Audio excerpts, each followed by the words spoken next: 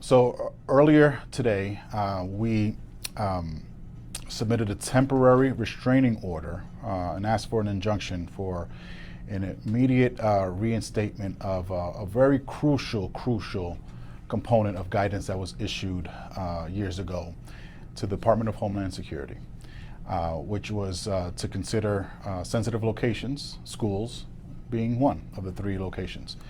And that was lifted January 21st.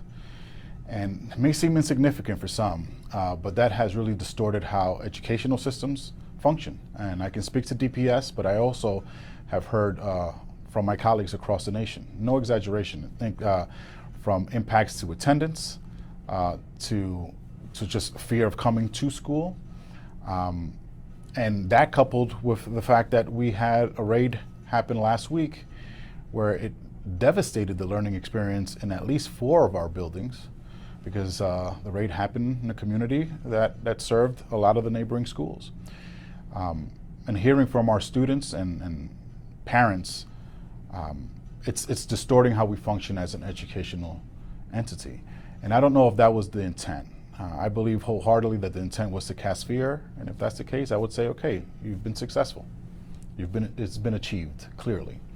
But let's not pretend as if we're going to come to the schools. And I'm not saying that in an antagonistic, definitely not inviting, but I also know that you'll lose all the support if you pick one child up from a school, no matter where it is. So let's get back to doing what we do best, which is educating children. And we should not have to wake up each and every day and wonder if this is a day that they're going to come to the schools, because we know that they're coming to the communities. I want to break that down just a little bit.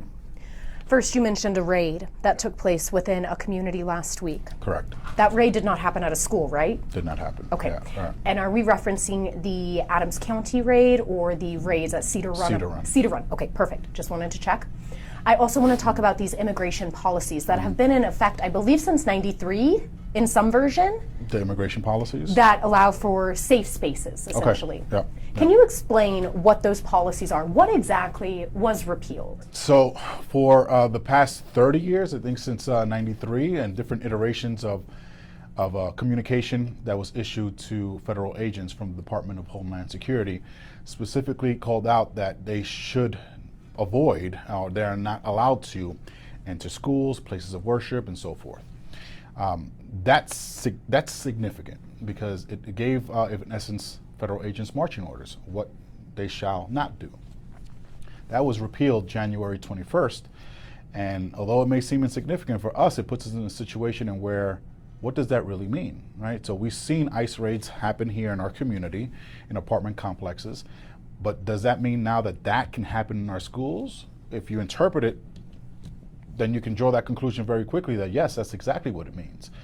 Now, how devastating that raid was in our community, I can't put into words, and I'll try to.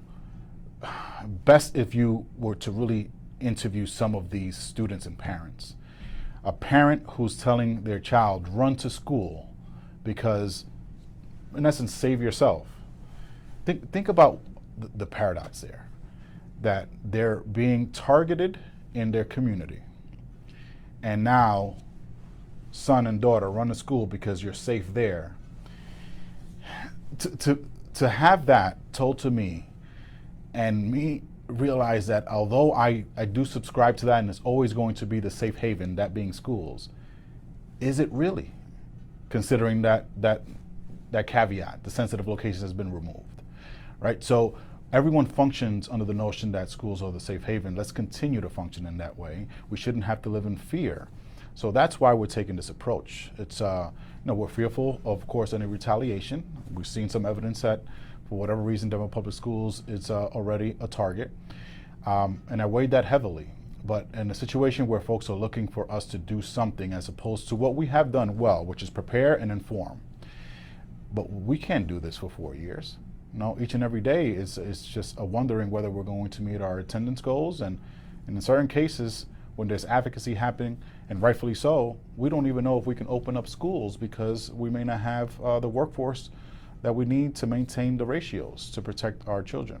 It's just not sustainable. And I don't know if that was the intent. What I can say is, and I'm not speaking for the entire educational sector and DPS, I know that this is not sustainable. Is this lawsuit being filed in a federal court? It's going to be filed here, but I predict that it's going to make it all the way up the chain. So it's going to be filed here in Denver. In Denver, Yes. okay. And explain to me how a TRO would impact the ability of DHS to perform or conduct raids within schools.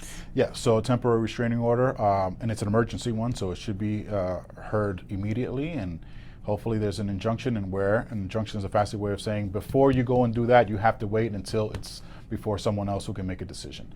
That is our immediate goal, and at that point we can have the normalcy that I've explained, and where we can wake up and do the hard work and wonder how we can respond to the emotional trauma that folks are going to bring into the school, but at least we can rest assured that it's not going to happen at the school. So we should have some sort of decision soon, and we're hopeful that we're going to get the right decision. What do you hope this filing says to families within DPS? Well, I love that you asked that question, because I should have opened up with this. So in spite of the uncertainty and also the very deliberate attack on education as the safe haven that it is, with the removal of that clause, I want to reassure every student and every parent, every guardian, that schools continue to be the safest place for your children. Doesn't matter what your status is, doesn't matter what your home makeup is. We're going to do everything in our power. Our schools are prepared to engage in just the right response, very clear guidance in terms of what we need to do and ask for, which is a judicial warrant if they want to come into our school building. But this threat of it being much more than that is causing tremendous harm. And don't let that impede your decision to do the right thing every day, which is send them on over. They're going to be okay. What's been the emotional toll of this on you? Well, I'm not the lead educator.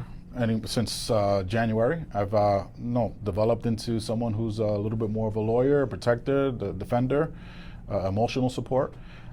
It's hard to stick to any strategic plans when you have to just crumble up your plan for the day and decide on how you can just protect.